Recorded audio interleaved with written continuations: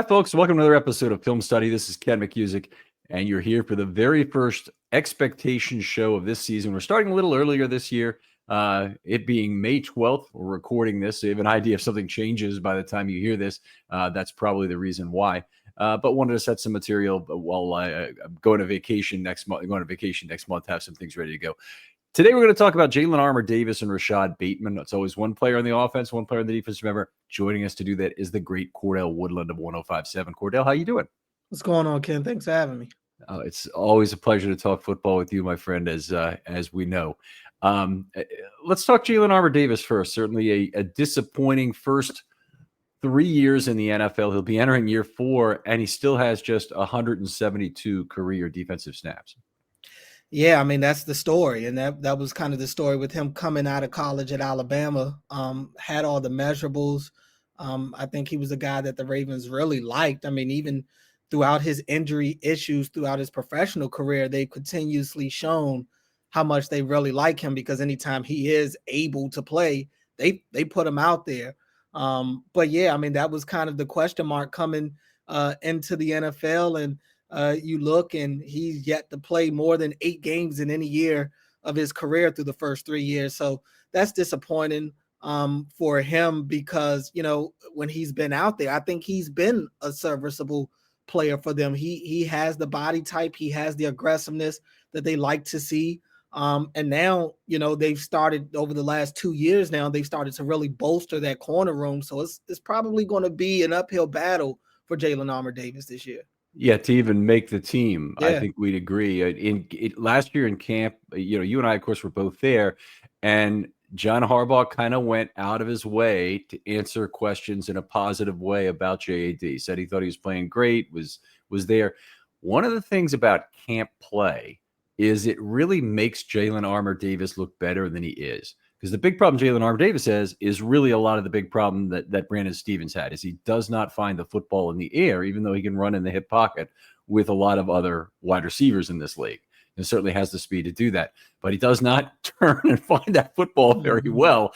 And so in camp, when you're not supposed to be contesting the football anyway, you're not supposed to be, you know, taking risks with injuries downfield, then he definitely looks better than he is.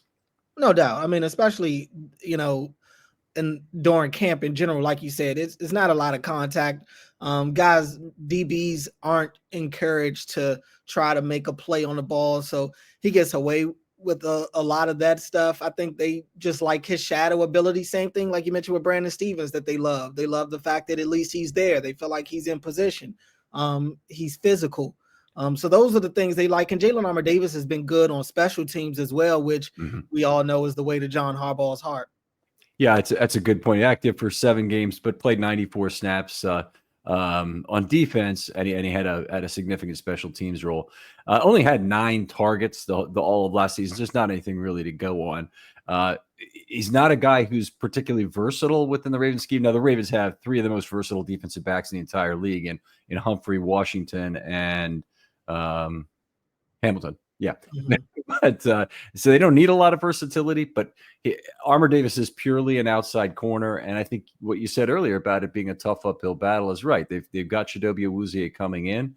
Humphrey is there. If anytime they're in a base package, they're going to want Humphrey on the outside. They're not going to need to have an Armour-Davis, or dipping into that pool is going pretty low.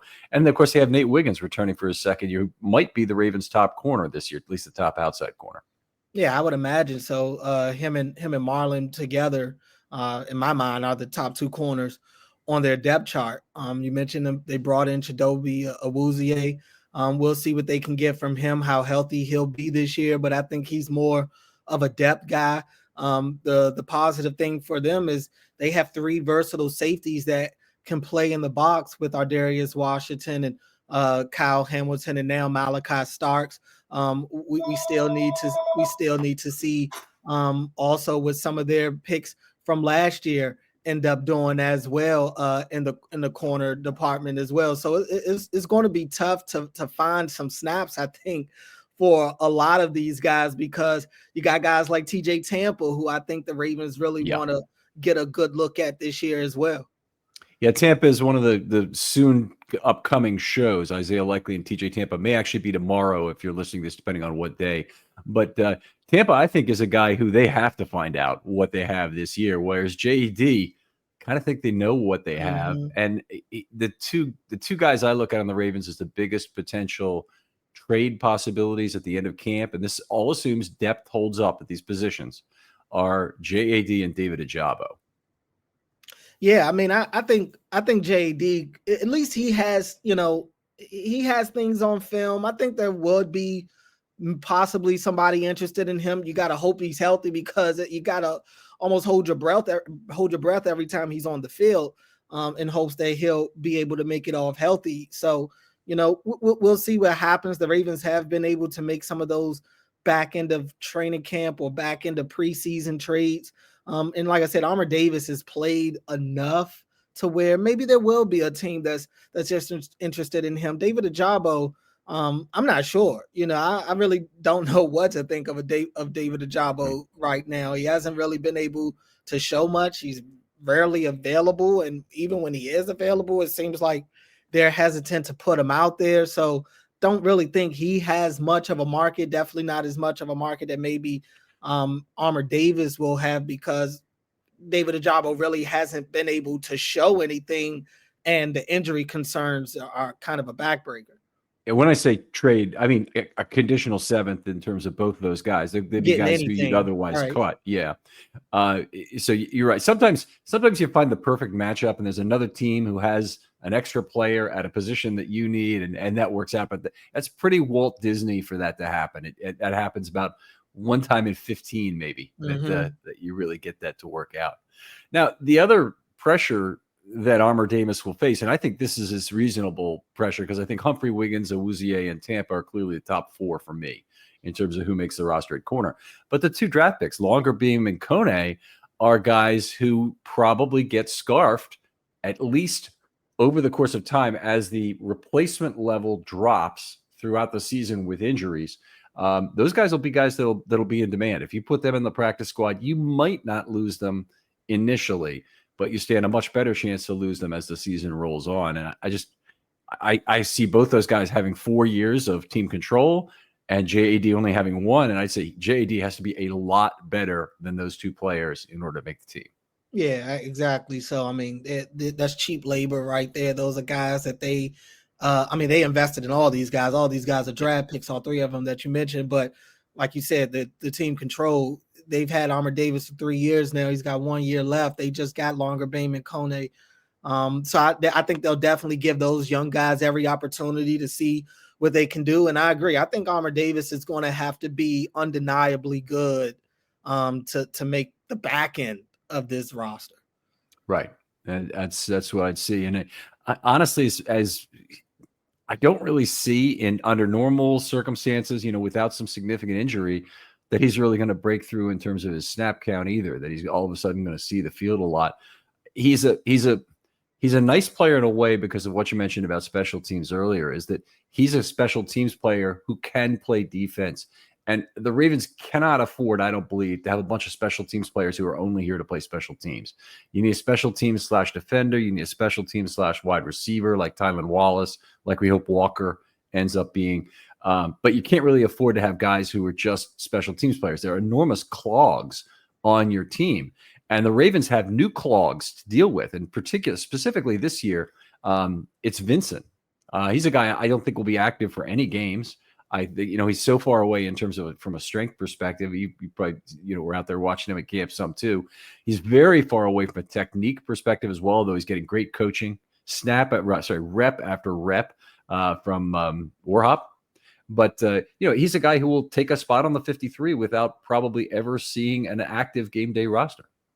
Yeah, at least initially. And that's the hope, because you don't want to have to start digging into the depth of your offensive line right now, at any point. So yeah, I mean, I think, with Vincent, I think Emory Jones is kind of the guy that they're looking at to be kind of that Swiss Army knife along their offensive line. I think they like him more as a guard than they do tackle, but they believe he can play tackle if they were in a jam. So I think he'd get the nod over Vincent right now. I think there are elements of Vincent's game that obviously they like. They drafted him.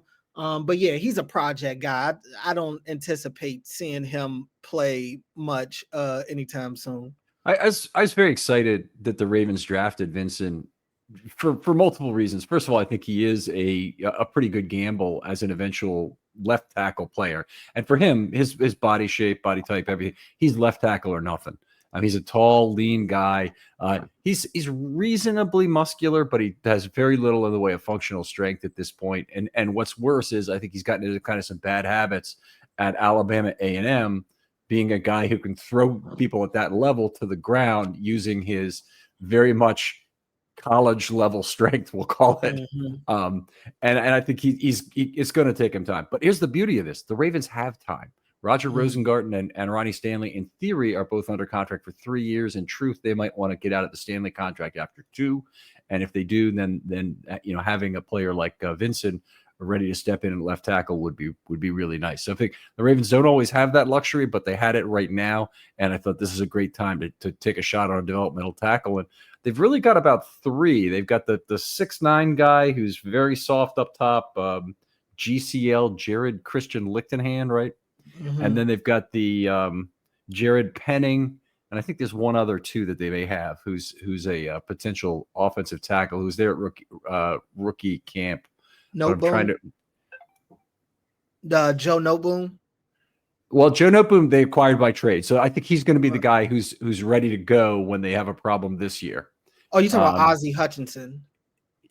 Probably. Yeah, so it's another big tall guy. Yeah. One of the problems, this is kind of a funny story, but they give you a roster at rookie minicamp, which basically contains about half the players, because you got minicamp tryout invite guys, and then you got the UDFA guys.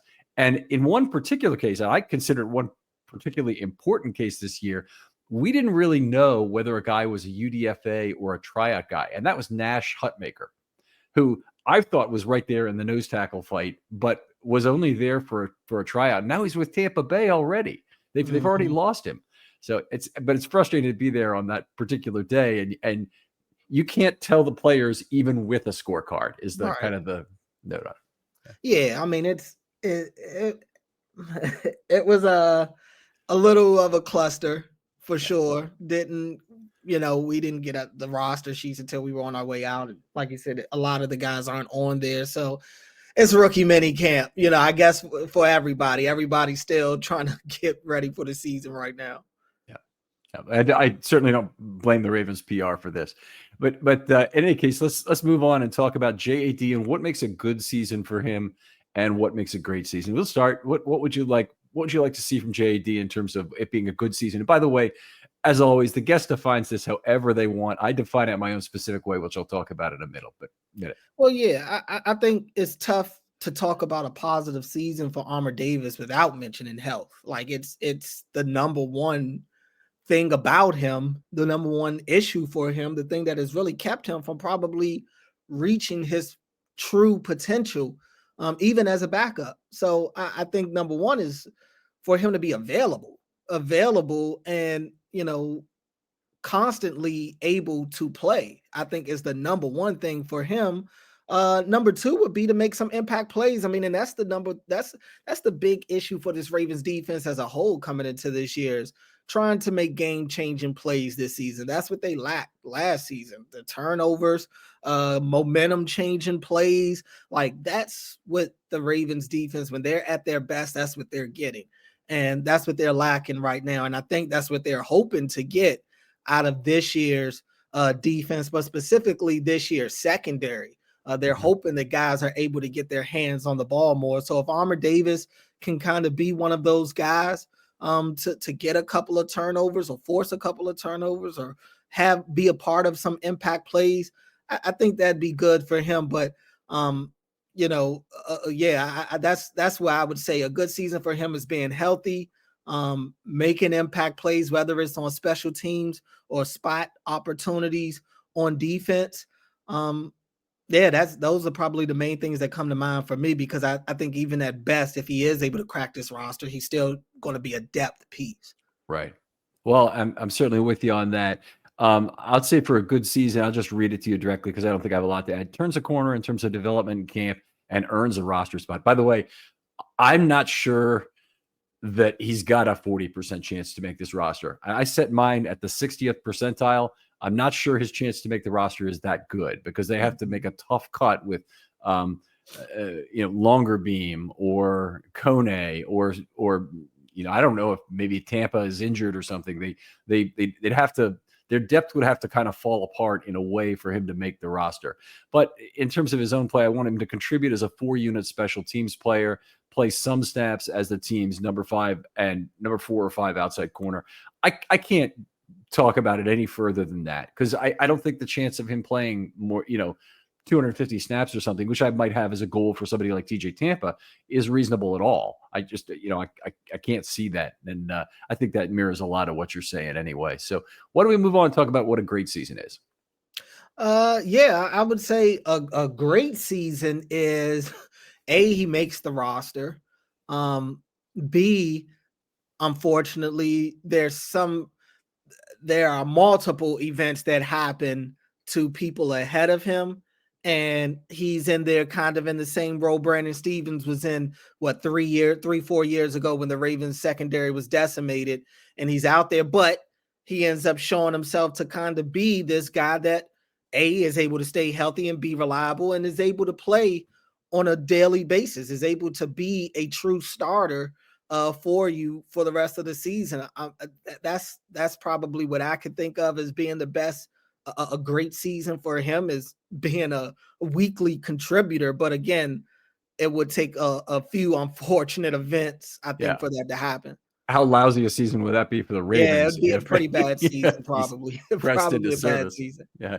I'll just read you mine directly. He plays in the preseason and not only demands a roster spot, but he outplays and outpractices at least one of the 4 players ahead of him on the draft chart. And I'm talking about the 4 players who I think are distinctly ahead of him, which is the end guy is Tampa. It's not impossible that he could outplay TJ Tampa. We haven't seen anything from him yet. He's very unlikely he outplays Humphrey, Wiggins, and Awuzie. But the first thing you have to do to outplay and outpractice those guys is to be available during preseason. JAD has been a magnet for soft tissue injuries. And this is something the Ravens in the secondary and at wide receiver in particular, where there are tons of camp soft tissue injuries that cost people their only snaps they'll get all year in the preseason. I mean, with JAD, that's certainly been true. He's barely played the preseason in his 3 years in Baltimore. And that's been a big problem with him ever getting a chance to play during the regular season. So he's got to be healthy during camp for that. And then he earns some playing time as a number 4 outside corner. He sees the field for some meaningful trial. I'd say 150 plus snaps would be what I'd set for a great season, 80th percentile. And he improves his own survivability in the league. I don't think that's necessarily with Baltimore in 2026, but it could be. He could be a lifer who becomes one of these guys that the Ravens want to keep around on special teams to be their 5th cornerback, the way they've kept around Tylan Wallace or Albert McClellan in past years, or Anthony Levine, as a safety who is a great dime back and a guy who you could rely on special teams. So if he's going to be a long-term Baltimore player, I almost certainly think that's the path it'll be. I don't think he's going to sign a 3-year, $9 million deal with the Ravens next year, but not with the Ravens, having some young corners and whatnot to choose from, and still going against the draft picks. But I think he could do it as a survivor if he did it via the special teams route. Yeah, I mean, special teams is definitely a good way to get noticed around the league. So I think, that'd probably turn into a successful season for him, as if he is able to at least put together good film to be able to earn himself a next stop after Baltimore, because even if he does make the team, this is probably it. Yeah. All right, let's move on. Talk about Rashod Bateman. I think people have probably been waiting to hear this one, maybe wish we led with it so they don't have to listen to half the podcast. Tough crap. That's not how this usually works. So breakout season in 2024. He had 10.5 yards per target. That was the most ever by a Ravens wide receiver. Let's get that out there right now. He had a 12.5% TD rate per target. It was 9 touchdowns and 72 targets, which is the highest ever for a Ravens wide receiver also. And he had 132.2 passer rating throwing to him. Amazing breakout and massive turnaround from his 2023 season. Oh yeah, easily. I mean, and again, same thing with Armour-Davis. It all starts with health for Rashod Bateman. You know, he's had health issues in the early part of his career, and to his credit, the last 2 seasons, I would say, the injury bug hasn't really been an issue for him. He didn't have the year he wanted to have 2 years ago, but he was able to kind of check that health box, which was a huge hurdle for him. And I think it helped give Lamar that confidence in this past season that at least Bateman would be there. You know, it's tough it was tough for them in the past because it felt like as soon as they got going, one of them, something would happen with one of Yeah. them. It just really felt like something was in the air in Baltimore to where the football gods did not want Lamar Jackson and Rashod Bateman on the field at the same time, but for so long. And the last 2 years, that's changed. Excuse me, that's changed. So I think for Bateman to be able to hit on some of those deep passes that they weren't able to hit on 2 years ago was huge. I mean, he was the deep threat for the team, scoring touchdowns, pivotal touchdowns. And what I liked was it graduated from, all right, Bateman's catching the bombs to Bateman's catching contested passes in the end zone. I mean, he started to really play with a ton of confidence, and I think in large part due to his quarterback showing confidence in him, but him giving his quarterback reasons to be confident in him because they were on the same page a lot this past year, which wasn't always the case in years past. Yeah, absolutely. And you're being almost kind in the way you've said this. Lamar just clearly did not trust Bateman, and it doesn't matter what the guy will say about Bateman being a fine receiver and Yeah. whatnot. What mattered was he was overthrowing Bateman by 10 yards so frequently in 2023 that he wasn't really giving him a chance to go get the football. And this last year, much more, on schedule with Bateman there. On schedule is a term, though, I got to come back at and really talk about what I mean. He's good about throwing the ball to the spot deep for Bateman.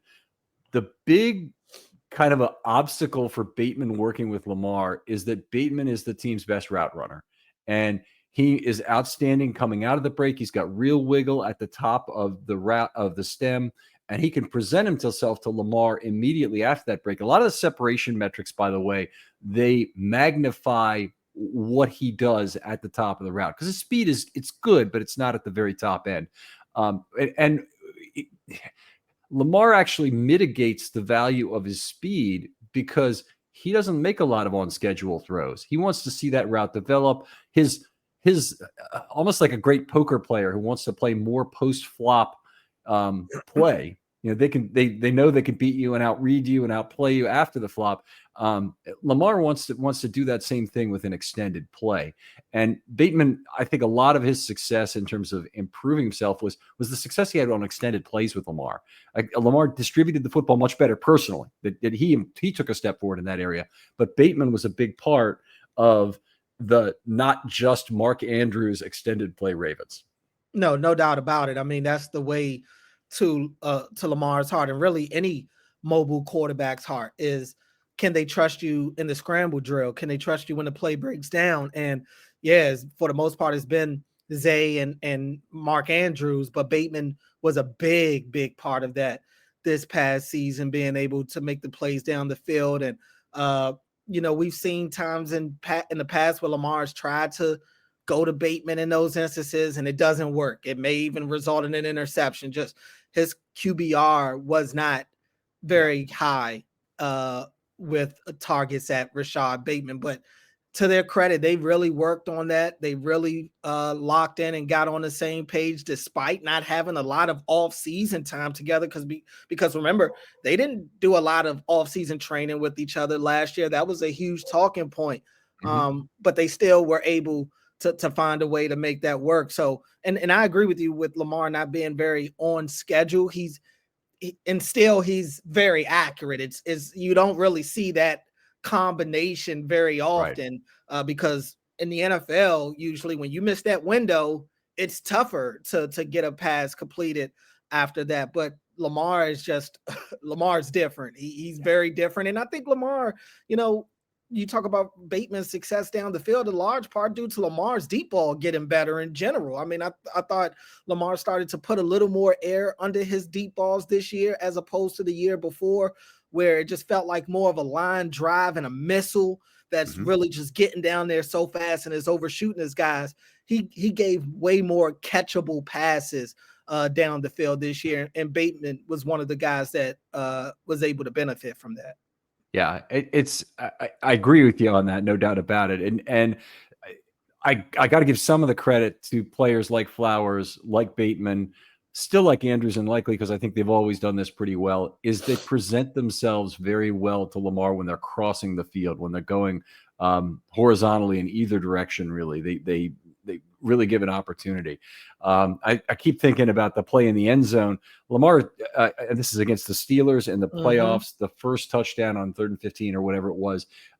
He threw the ball between two defenders where the window was actually closing pretty rapidly. But not only did Bateman have some distance from the guy who was trailing him, which is, you always love to see that, is a guy, he beat him at the top of the stem pretty bit, given what his speed is like. Flowers, he's so sudden, he might develop that kind of separation anytime. But in the case of Bateman, he beat him at the top of the route, and then he's open by enough, and he's able to adjust to go down for the football as Lamar kind of threw it a little bit low. As just outstanding, and I'm so happy for the way Rashod's career has taken a abrupt turn here. A year ago he signed that 3-year deal, the extension that was in large part born of the being 2 days late for camp. Yeah, business catastrophe. There you go. But he's now got one of the most valuable second contracts of any receiver in the entire NFL. He's one of the few guys that you could trade on the second contract that's truly worth a first-round pick, because he only makes $10.7 million total the next 2 years. People talk about Pickens and a lot of people, and you're familiar with this, obviously, when you go out on Twitter, and certainly when you're taking calls at a radio station, you hear from a lot of people who they just have a feel about how good the player is. They don't want to ever consider what the cap implications are or whatever. And they think that so-and-so is a much better player than Rashod Bateman. And George Pickens is a good example. Pickens might be, or he might not be, a better receiver than Bateman at this point. I can accept the argument in either direction. They're not even close in terms of value. Pickens has 1 year left at $3.7 million on his contract. Then you have the right to sign him to a massive, massive deal. Bateman has 2, and that's just a lot more valuable. Yeah, I mean, Bateman's definitely coming at a cheaper rate. I think, you talk about him and Pickens is kind of pick your poisons. Pickens probably has more upside than Rashod Bateman, I would say. But, Bateman playing with Lamar Jackson, his upside could go through the roof right now. So, I mean, who knows? I mean, and Pickens in his own right is going to Dallas, playing with Dak Prescott, who throws the ball all over the field. They may throw for 5,000 yards this year, because I don't see how they're going to run the ball. But so between him and CD Lamb, they both may be over 1,200 yards receiving this year. Wouldn't shock me. But yeah, I mean, each team prioritizes things differently. I'm of the mindset, when you're a contending team, money is, not at the forefront. I'm about talent, when you're a true contending team. And in the case of Rashod Bateman with the Ravens, it's a best case scenario, because you get the talent and you get the efficient contract at the same time. And we all saw the report of Dallas calling the Ravens for Rashod Bateman, and apparently that call didn't last very long. So I think the Ravens understand what they have in Bateman. They're just probably scratching the surface of how good he can really be, which is great, because I think there are areas for Rashod to improve. He was great as a vertical threat this year, but I think he's easily the best route runner, I think, on their team. By far. Yeah. And I would love to see Rashod get back to a little bit of what we saw early in his career, of some of the short to intermediate. He's too good of a route runner for him to be limited to just, 20 plus yard passes. I think he's a guy that you can get the ball to in any part of the field. We've seen him take slants to the house. We've seen him do some of the in-breaking routes. I just like to see Rashod Bateman really get back to being a complete receiver, because I think he could do it. Yeah, I mean, I think you can too, and he is very clearly the best route runner. But the route you just mentioned there is the most important route for big X receivers to be. It's one of the most important to be the complementary route for them. So you always want guys who can go deep and then punish the cornerback who's always sitting on the deep route with some sort of comeback. So the two routes are comeback and slant. Mm-hmm. You can have dig in there too if you want to, but basically routes that come back to the quarterback, either on the sideline, which Lamar almost never throws, or at the middle of the field. But you think about the slant pass. Total number of slant passes Lamar Jackson threw last year is very low. It is just not what he does. Lamar Jackson tries to move around, develop an open passing lane with his feet to somebody that he already sees the route developing and is watching separation occur. It's been a wonderful formula for him because he's so good at extending plays like that. If he were a pocket passer, if he were Joe Flacco in terms of his feet, well, first of all, he'd be a completely different player, obviously. But if he couldn't move around very much, he'd have to be watching and have a much bigger route tree that was available for a number of different receivers to try and get them the football quickly. And he'd be like any number of other guys we've seen, Manning late career, Brady late career, where the game is all focused around how do they get the football out of their hands and still make play fakes during that brief time. Yeah, I mean, I like we talked about earlier. Lamar's not the most on time passer. He wants to hold the ball, the whole 2-step drop, let it go. As that's not necessarily. I mean, he'll do it every blue moon, but that's not Lamar's game. So totally understand that. I just feel like they're and look, they do it with Zay sometimes. You know, Zay is their quick guy. I get it. He's the guy that if there's anybody that's going to get the ball just like that off the line, it'll be him, maybe Mark on some of the short routes, likely too. But I think especially considering how important Yak is these days, Bateman has shown the ability at points in his career to be a really good Yak receiver, especially early in his career. I just want to get the total package of Bateman, and I feel like it felt like Christmas for a lot of Ravens fans. I'm sure watching him have the year that he had this year, I just feel like there's so much left on the table that he could get to. And, Lamar's a good enough quarterback to do pretty much anything out there. I just want to see them open it up a little bit for him. Well, first of all, I think that'd be great. And it really depends on what Lamar surprises us with this year. Every single year of his career, he's brought something new to his game. And it could be that, a quick passing game, an on-schedule passing game, particularly with Bateman, but with others as well, could be exactly what he brings to camp this year. And it's one thing we can always be excited to see is what's going on. I think Todd Monken will probe and try and find those additional things too. I think he's a really good offensive coordinator for Lamar. All right. One of the things that I think could help Bateman is the fact I think this offense is going to be kind of a fresh legs offense. And I'll harken back to a game from the 1990s in college football. And Cordell, you might have not even been alive at the time. I was. All right. So Houston beat SMU 95-21. Do you remember that? Okay. So I'll give you the fundamentals here. SMU was coming off the death penalty, playing their first season back with a bunch of freshmen and sophomores.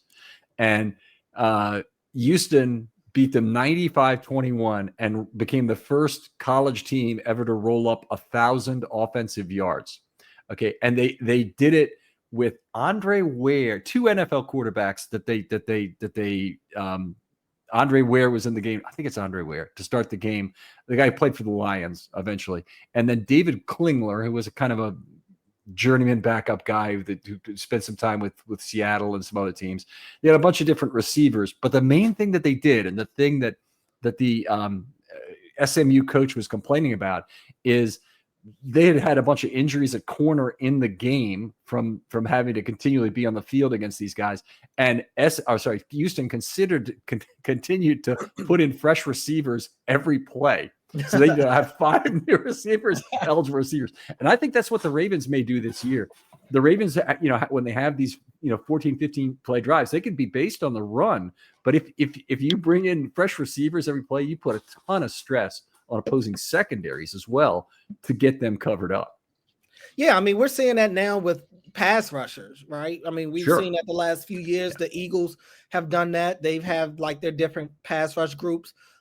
Everybody thinks about the Eagles team that just won the Super Bowl, and they had a ton of pass rushers. But even going back to the Nick Foles year where they won the Super Bowl, I mean, they had pass rush units. And I think that was really the thing that allowed the Eagles to go on to win the Super Bowl. Remember, Carson Wentz gets hurt, and Carson Wentz is having an MVP type year, but their defense really kept them afloat. And I think it's because they had so many fresh bodies going after the quarterback. And look, if I think it's a little different at receiver because we're talking about two now. We're talking about, with with pass rushers, it's just them kind of working, doing their own thing to get to the quarterback. Whereas receivers, you kind of got to be on the same page as your quarterback. You need your quarterback to know who these guys are and to have a rapport with these guys. So, it's tougher to cycle that many guys in. Because you might have somebody who's not in sync with the quarterback and takes the wrong step or doesn't get enough depth on their route or whatever the case may be, and it could be catastrophic. But in the case for the Ravens, if they have a handful enough of guys, and right now I could think of, I don't know about receivers, but pass catchers, I mean, it's at least 4 to 5 guys that come to mind right now, pass catchers that I think the Ravens can trust on a daily basis. So, yeah, they spread the ball around a lot last year. I think that'll be the case for them again this year. Yeah, I agree. And, Kolar doesn't get many opportunities, but they really have 3 tight ends who've been fantastic. The last 2 years combined, they've had 143.5 passer rating throwing to the tight ends. That has included 30 touchdowns and 1 interception. So that's remarkable in its own right. But what they've got at wide receiver right now is greater than the Ravens have ever had. And that includes that 1996 season when they had Jackson and Alexander together. They've got Wester this year, who I think is going to immediately play an actual role on offense. I think he'll what do I mean by that? 25 targets, maybe. I think he'll play a lot of the gadget plays that go to Flowers. Wester will be a rotational guy that can put on the field for some of that stuff. We're going to hopefully see something from Walker at some point to see exactly what we got there. Obviously my expectations are a little bit lower for what happens that. And hey, look at their number 3 receiver, who's not threatening to break the top 2, by the way. But it's really nice to have a guy like D-Hop around who can move around as needed and be a guy that they rotate in and out of that lineup. Yeah, D-Hop will be a really good addition, I think, just because he's a vet. He's a great player throughout his career. I don't really get when you talk about D-Hop, people always talk about the metrics. He's an older player. Look, he's in his 30s. He's obviously not the same guy he was 5 years ago. But I love D-Hop because he's one of those guys that has been able to adjust to, his body changing or his skill diminishing or the limitations that comes with just getting older in the league. He still has great hands, doesn't necessarily have to rely on separation because he's one of the best contested catch receivers of his time. He's quarterback friendly. He's a third down monster. That's at least a lot of people talk about his stint with Kansas City not being great, but one thing he was for them was a third down catching machine. So that's something that has value in itself. So, and the fact that, like you said, he's not threatening any of the young guys that are there. That's good in itself. So look, maybe it means that you don't see a lot of Devontae Walker. I think most likely, yeah, you probably will get more of Wester than you get Walker this year, just because Wester just feels like he has more of a higher ceiling in terms of what can happen when you get the ball in his hands. Similar to Zay, like you mentioned. So yeah, I'm curious to see what role Wester gets. I think it'll be very limited, if any, early in the year, and maybe as time goes on, you'll start to see him sprinkle him in there. But I think that'll be because he's making plays on special teams, and now they want to find new ways to get the ball in his hands on offense. Yeah, we talked about that with JAD, of course, but Wester has tremendous value to the Ravens on specialties. They had obviously big problems in terms of holding on to the ball on punts. in terms of getting underneath punts Yeah. and making clean catches. I mean, that's a big part of that is you don't want to give the other team an extra 15 yards a roll. And sometimes it works out in your favor and sometimes it doesn't. But most of the time, more often than not, you lose yardage when your player doesn't get under the football on a punt. So anyway, Westers hopefully will give them that. And then once he's on the team for that, you've always got chances to get him in there and improve the rest for your other players. Get somebody else on the field for a down. He's a perfect guy to spell Flowers because he brings you a lot of what Flowers has. He's also it's probably less ideal to have them both on the field at the same time, but if he's taking some of that gadget play around, then hopefully Flowers is running routes with a higher A dot that do more to manipulate and morph the defense. A lot of football is in how you manipulate that safety in your passing game and trying to get that safety worked over on Zay Flowers so you can get all kinds of play action opportunities for your tight ends, crossing routes, all the kind of things you can get out of that. Has tremendous value. If Zay Flowers or Bateman, for that matter, is a guy who only has to be played by an island cornerback, he's much less valuable. No doubt. No doubt. So, I think they have some versatility. And look, Tylan Wallace as well, you got to kind of keep your eye out for him. We'll see what happens with him.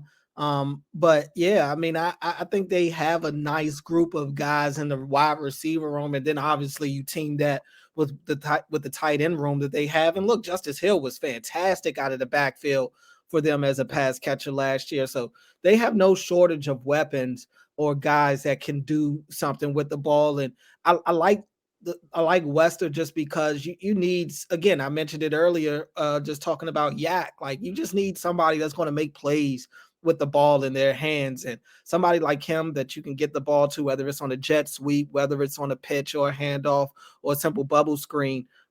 He can be dangerous in the open field, which is why I think they chose him as a punt returner, because they feel like if there's a crease to be had, he will find it and he'll make the most of it. Yeah. Looking forward to seeing him return kicks at camp. That's for sure. Well, let's talk a little bit about Bateman and what makes a good season and a great season. Let's start with a good season. How would you define it?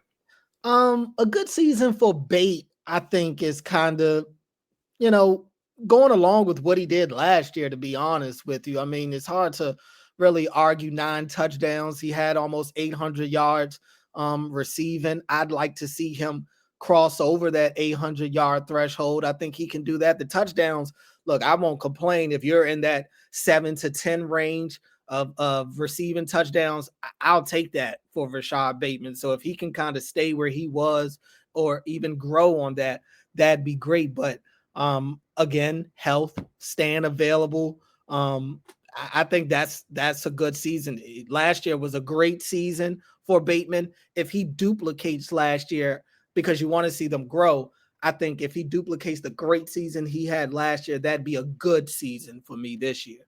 Okay, so I think he's actually going to have a very hard time duplicating the per target statistics he had last year, because he was the best ever in Ravens history at 10.5 yards per. I don't see that repeating. I don't see that as being sustainable. The 12.5% touchdown rate, I don't think that's sustainable either. Right. But I think he'll get more targets, and so he could get as many yards. I think the 60th percentile bar I'd put at him for is, I'll put it in terms of yards per target. I don't do this for a lot of players. For most players, I try and do a qualitative element of what a great season is. But in the case of Bateman, I think it's easier to do because he's a wide receiver. I'd like to see 9.0 yards per target. That's a significant reduction from 10.5 on 85 plus targets. So maybe see 765 yards as kind of the minimum for what I expect. That's just 9.0 times 85. I think that's not unreasonable. One thing I think is kind of a fool's errand is trying to positively prognosticate yardage totals for Ravens receivers. The Ravens offense just doesn't work that way. First of all, they beat the living shit out of most of their opponents. So when that happens, they're not passing in the fourth quarter. It costs them a ton of yards relative to other receivers in the league. Anybody plays fantasy football, that's not me, but I know other people play fantasy football, always talk about, can I get a wide receiver on a bad team? Can I get a wide receiver on the Dallas Cowboys or on the Detroit Lions or on the Detroit Lions of old and the Arizona Cardinals and see if I can really pile up some yardage that way. That's not the Ravens way. And the other thing about this is, the Ravens offense doesn't flow through any wide receiver. There's no Wilt Chamberlain in the Ravens offensive scheme that's on the receiving end. Our Wilt Chamberlain is Lamar Jackson. The ball flows through him, and everything the Ravens do offensively is about maximizing Lamar Jackson. And those other players, they're all supporting roles. They are all supporting actors within that offense. Nobody else has a lead role. And as soon as receivers start to think that way, if George Pickens were in Baltimore, I can't believe it would last long just because he'd be unhappy very quickly. Marquise Brown probably was a little bit the same way. At least he didn't say anything about it.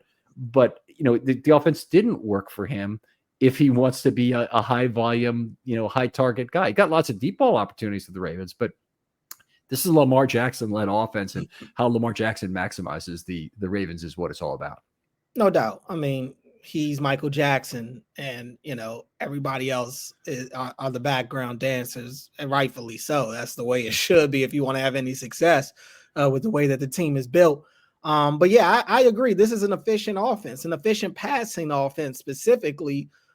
So you're not going to get a lot of the typical wide receiver 1 or wide receiver 2 statistics, but again, what stands out to me are the touchdowns. Rashod Bateman, 9 touchdowns. I mean, it's hard to find teams with number 1 wide receivers that finish a year with 9 touchdowns, and Bateman here was the second receiver on the team this year. So and that's with Mark Andrews leading all tight ends this year in receiving touchdowns. That's with Zay Flowers still having a really good year. That's with Derrick Henry still putting up monster numbers on the ground, and Lamar putting up MVP numbers. Like, this is an offense that's predicated on maximizing opportunities, and I think the 9 touchdowns for Bateman kind of symbolizes that for him.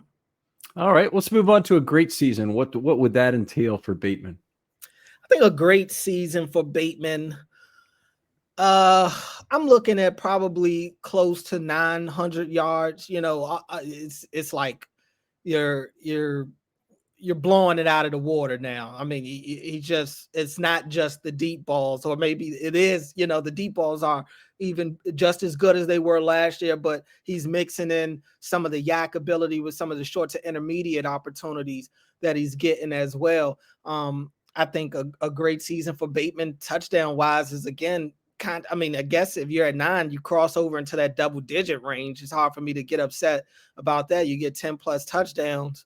And health still got to be a part of Bateman's story. So I would say still being reliable. But yeah, a great season would be, Bateman, you look up and Bateman's like in the conversation of like top 12 to 15 wide receivers in terms of just, guys that you would want on your team at that time. And I think he's talented enough to do it, but I don't know if it's only one ball. So I don't know if Rashod Bateman is able to put up better numbers overall than he did last year, honestly. But if he was going to have a great season, 10 plus touchdowns, 850 plus yards, I would say, and probably around 82 to 85 catches.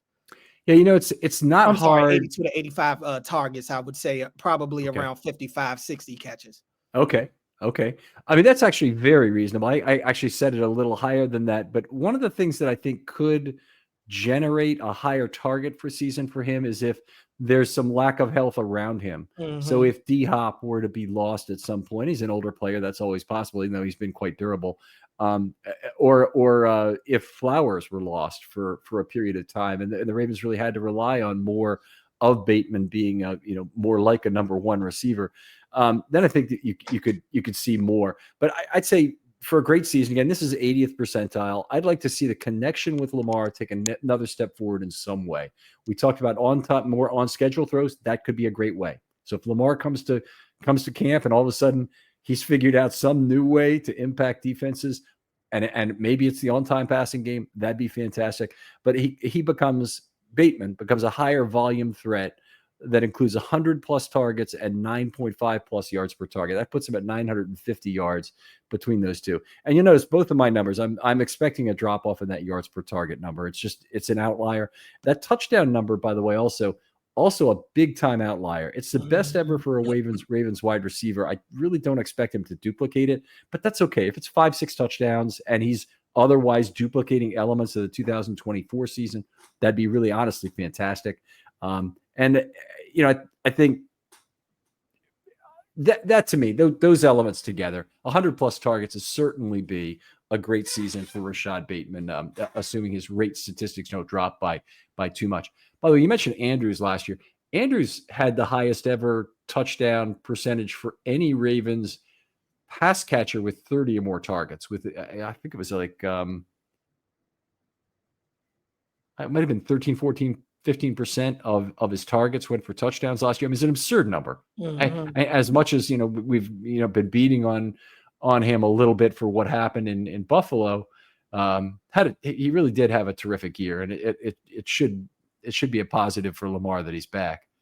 Anything else to say about Rashod Bateman before we move on? I think for Bateman and like, yes, a lot of those numbers are just gaudy, and I agree. I do think they're outlier just because it's tough to duplicate a lot of that stuff, and especially in the Ravens offense that is predictable, but also a little unpredictable in the sense of you just don't know who's going to get what guys' numbers are going to look like on the back end of the season. None of us expected, even if we were expecting good things from Rashod Bateman, none of us expected it to look the way it did last year for him. Nobody expected Mark Andrews to finish with the season he had, considering the way that his season had started.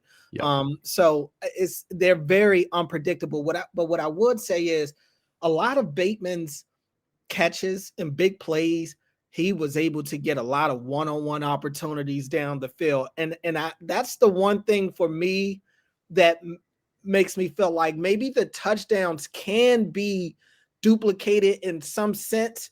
If they're healthy, you have to pick your poison with these guys, and you have to you have to respect the Zay Flowers crossers. You have to respect those, and he's going to demand another guy to come down because one guy cannot chase Zay Flowers across the field, which opens it up for Bateman on these down the field throws. As long as Lamar is going to be as accurate as Bateman could have possibly had a similar statistical year in 2023 if he and Lamar connected on half of those attempts that they took down the field. So I do think it's tough to defend what they like to do with Bateman vertically down the field. And if teams can't figure out a way to cover all these different weapons that the Ravens have while also still keeping your eye on the most dangerous quarterback in the NFL, it could end up being a duplicate type of year for Bateman,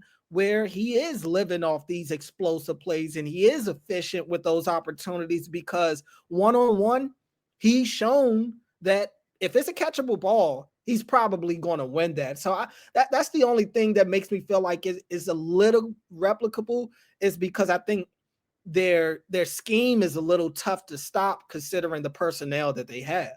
Yeah.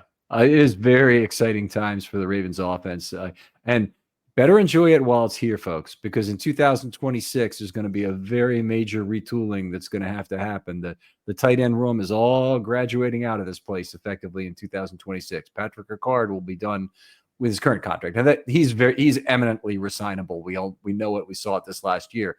But they're also losing Derrick Henry potentially, and they don't have their next round of replacements for him either, whether that's a guy that they might have gotten in the draft this year. It's not Rasheen Ali, I don't believe. And Justice Hill is getting a little older. We don't know about Keaton Mitchell. So this offense is going to look a lot different other than those big two receivers in 2026. Definitely got to enjoy it while you have it. We'll see what happens in the future.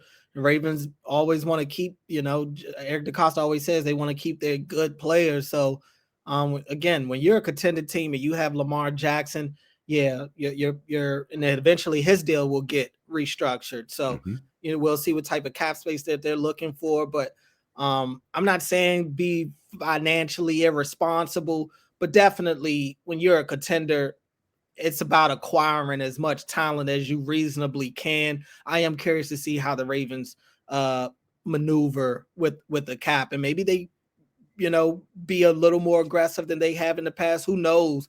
But I am curious to see how desperate they'll be during the second half of Lamar's career. Right. Potentially they've got Lamar for a long period of time. And I just will say, I really want them to get as many playoff runs as they possibly can out of Lamar, because you never know when it's going to go bad in the playoffs, even though you plan for this to be the year, damn it. And then as soon as that happens, you're really in a deep hole for future years. So they'll have Lamar Jackson for a long time. I kind of feel like it doesn't matter, but you can win with a lot of different offensive units around Lamar Jackson, where other teams just don't have that as an option, including two in our own division. So starting with the Browns and the Steelers, of course. Right. Yeah. I mean, Lamar's he's the straw. So yeah, you can definitely put together a bunch of different types of groups around him, and he'll find a way to make it happen. I guess it's just a matter of, is it 11 wins, 12 wins and playoff exit? Is it Super Bowl? Like I'm curious to see. We've seen the Ravens have some really great units. We've seen them have some lackluster ones and have different results. They're a playoff team as long as number 8 is upright. That's not an issue. It's a matter of what they need to do in January, and will they be able to get over the hump. Until they do it, the questions will be there. Right. All right. Well, fair enough. Cordell, always great talking football with you. Tell folks where they can find your work online, and I guess on 105.7 as well. Yeah, appreciate you having me as always. You could follow me on social media at Cordell Woodland, just how it's put right there. You can catch my show on 105.7 The Fan, me and my co-host Ben Hall, The Fresh Take. We're usually on Thursday evenings. So definitely give us a listen, and just listening to the station. You never know when I'll be on. I do a lot of different hits on a lot of the shows on the station. So I'm always around. And of course it's baseball season, so I'm around the Orioles a lot these days, but we've got OTAs and stuff coming up for Ravens. So football season is slowly but surely coming back around. Yeah, looking forward to it. And this should be a great off season of building anticipation for the Ravens. Other folks out there, this is Film Study Short Season. Hit me up with a DM on Twitter if you have an idea for a show that you'd like to talk about, something you're passionate about. Hopefully is in the 20-minute range, because we're really looking for some shorter content. I always have to focus on that, but I do appreciate it. Cordell, thanks for coming on. Thank you for having me. We'll talk to you next time on Film Study.